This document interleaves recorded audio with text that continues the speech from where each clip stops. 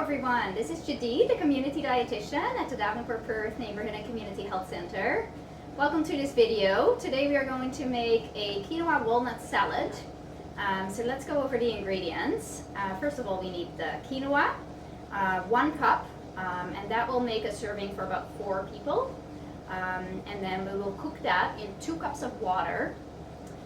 Then we will need about 1 cup of walnuts. You can roast them if you like, but they can also stay raw. We have 2 peaches or nectarines, whatever you like. And then over here we have chopped up cucumber, half a cucumber. We also need half an avocado, a few leaves of kale. I find the dinosaur kale, this variety that is like all gribbled up, it's very interesting for your children to have a feel at. So you might want to ask them, what does this feel like? They could close their eyes if you want to make it like a surprise. And then you can ask them, what do you think it is? They could even smell it. They could even break it up if they want to. That way they can kind of explore this vegetable that they may have never had before. So this is called dinosaur kale. It may make you think of a dinosaur, so that makes it extra interesting. So we'll use 3 leaves of the dinosaur kale. Then for the dressing, we will use the juice of 1 lemon and 2 tablespoons of olive oil or any other vegetable oil that you have. So let's get started. First, we are going to boil the quinoa. So we're going to put the water in a pot. And we're going to bring that to a boil. Now this quinoa is white looking. It's a whole grain. It's actually a seed coming from a plant that's related to beets and spinach. Once the water has come to a boil, we are going to add the quinoa into it and then just let it simmer for 15 to 20 minutes. There's also a quinoa that is red looking. So there are 2 different varieties of quinoa, both whole grain. So they're very rich in fiber, and they also give a little bit more protein than other whole grains. So once this comes to a boil, we will add in the quinoa. I recommend to put the lid on the pan so that it will come to a boil faster, and that way you don't lose any of the water when it evaporates, because we want this quinoa to cook dry. Okay, so in the meantime, what we will do is we will take 3 leaves of this dinosaur kale, and we're going to cut out the stems. So what we're going to do is actually massage it with the oil and the lemon juice. So let's cut the stem out. So that's this piece, take that out. And then we're left with this leaf. We're going to roll it up, and then we can chop it into ribbons about 1/4 to 1/2 inch wide. Your child can also do this if you have like a plastic knife that's not too sharp, then they're not going to hurt themselves.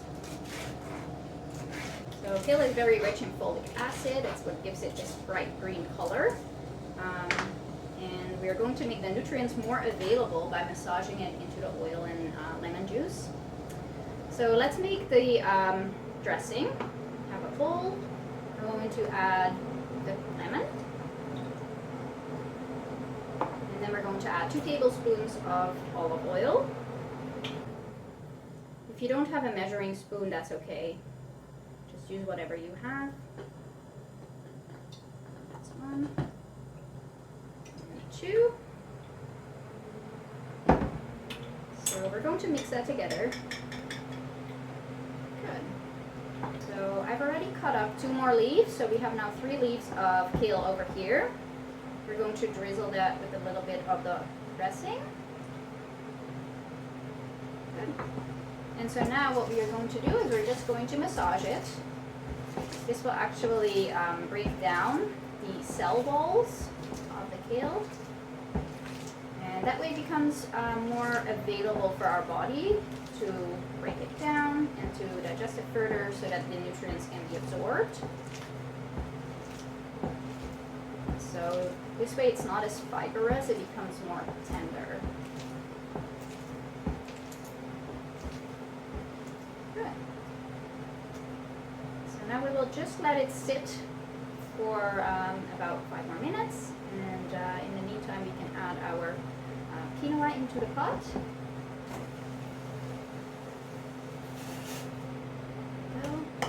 So we'll just make sure that it still boils. So I'm just going to turn it down. It's now simmering at low heat, and it's all submerged.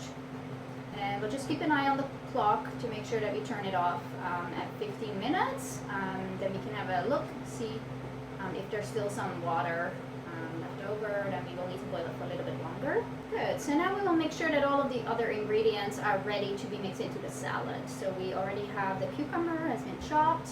You can see that I have peeled it in strips, so every time leaving a little bit of layer of the dark green skin. So I only kind of skip one layer every time. That way your children can get used to eating more of the skin, more fiber, so that's good for their digestive system. And then if you want, one of your children can actually break these walnuts in little pieces. That's a very simple job. And then we have our nectarine over here. So we are going to, with a paring knife, we slice that in half. Now, very often the pit does not come off, right? It's stuck. So what I do is I just cut small little moon shapes and I cut it from under the pit, and that way it comes loose. So little moon shapes. You can have your child cut them in smaller pieces, so they're 3 pieces. If your children don't like the peel, then you can also peel the nectarine or the peach just to get them used to eating peaches at all.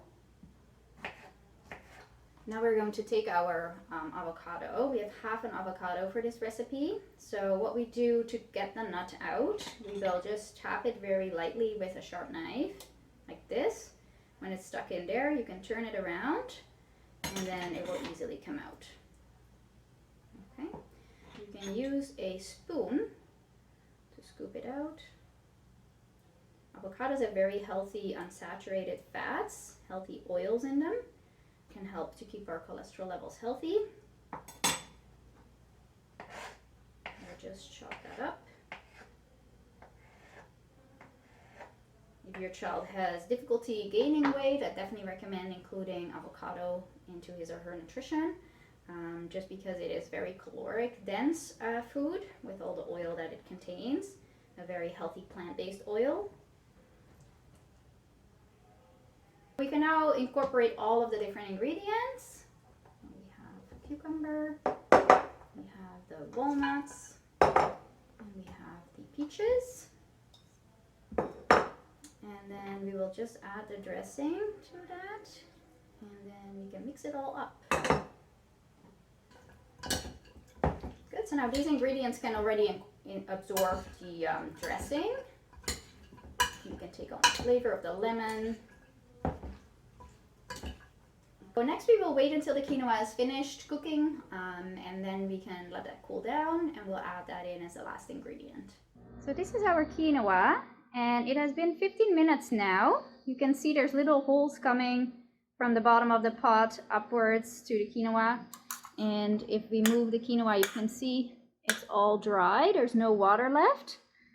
So I've turned it off, and now we can let it cool down. Once there's no more steam coming from it, then you can mix it into the rest of the salad.